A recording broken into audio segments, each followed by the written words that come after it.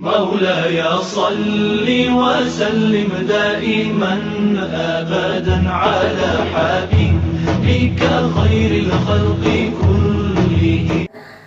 Assalamualaikum warahmatullahi wabarakatuh. Apa kabar Anda semuanya?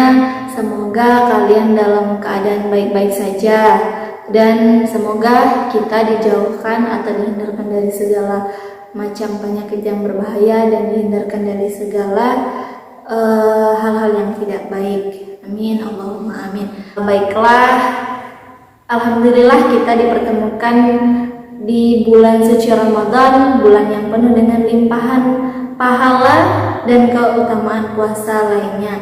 Oke, saya ucapkan selamat berpuasa bagi Anda di rumah, dan jangan lupa selalu mengerjakan hal-hal yang positif, karena apapun hal-hal yang positif insya Allah akan mendapatkan pahala nantinya.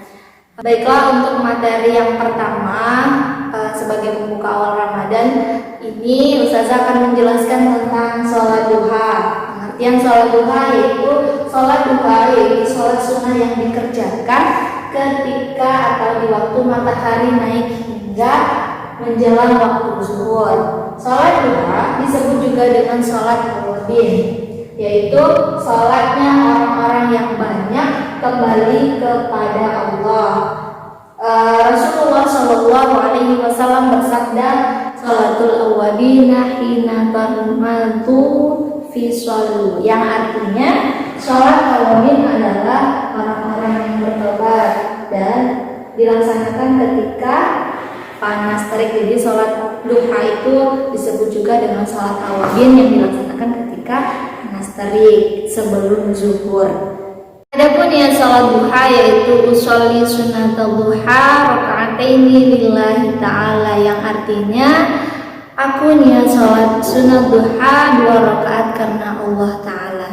Sholat duha dilaksanakan minimal 2 rakaat seperti yang dijelaskan Rasulullah Shallallahu Alaihi Wasallam bersabda, "Pada pagi hari diharuskan bagi seluruh persendian di antara kalian untuk bersedekah. Setiap bacaan subhanallah bisa menjadi sedekah. Setiap bacaan Allahu Akbar bisa menjadi sedekah.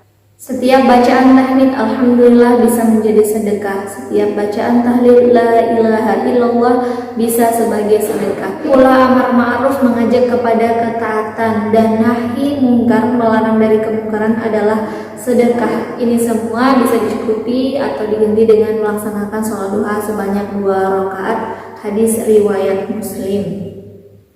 Ada pula sholat duha yang dilaksanakan 4 rakaat. Rasulullah Shallallahu Alaihi Wasallam bersabda, Rasulullah Shallallahu Alaihi Wasallam biasanya melakukan sholat duha 4 rakaat, lalu beliau menambahnya menurut kehendaknya. Hadis riwayat Muslim.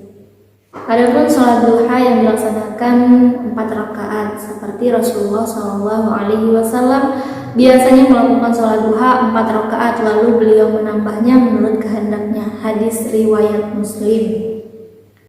Untuk itu berarti sudah jelas bahwasanya sholat duha itu minimal dilaksanakan 2 rakaat dan boleh lebih.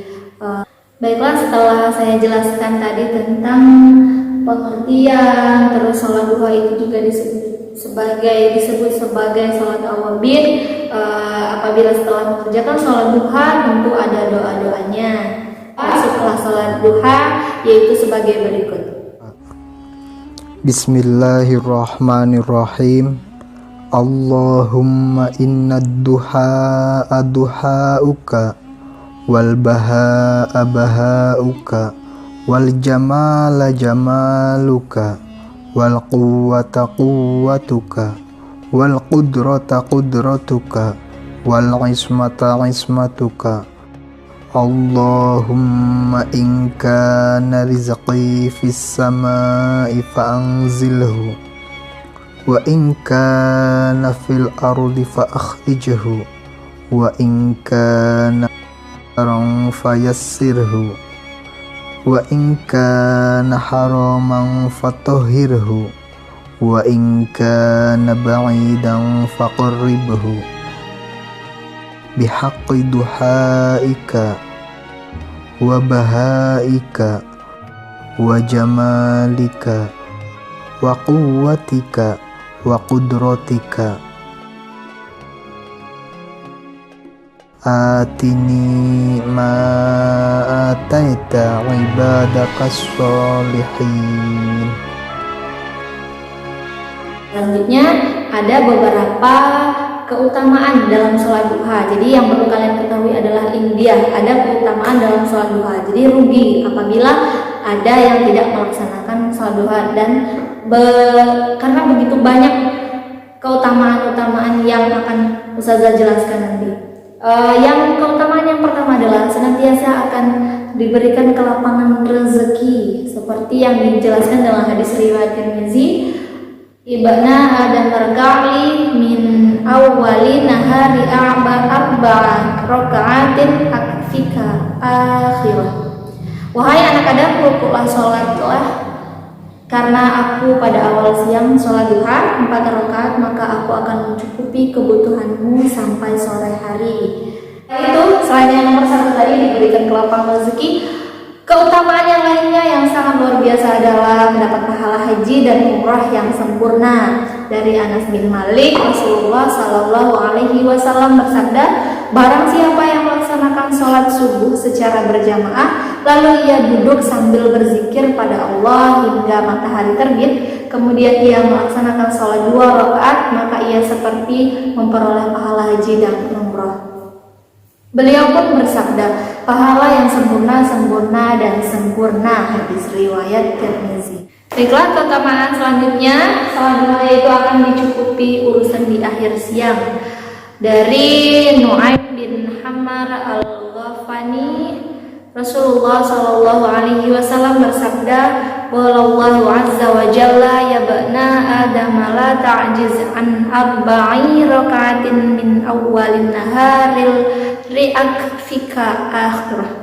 Allah Ta'ala berfirman, wahai anak Adam, janganlah engkau tinggalkan 4 rakaat sholat di awal siang di waktu duha, maka itu akan mencukupimu di akhir siang. Hadis riwayat Tirmizi. Baiklah, keutamaan sholat duha yang keempat adalah apabila kalian melakukan sholat duha, insya Allah kalian akan dibangun sebuah rumah di surga, dibangunkan sebuah rumah di surga.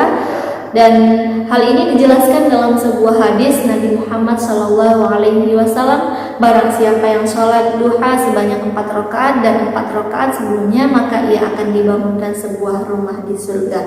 Nah, bagaimana, masihkah anda semuanya tidak melaksanakan sholat duha?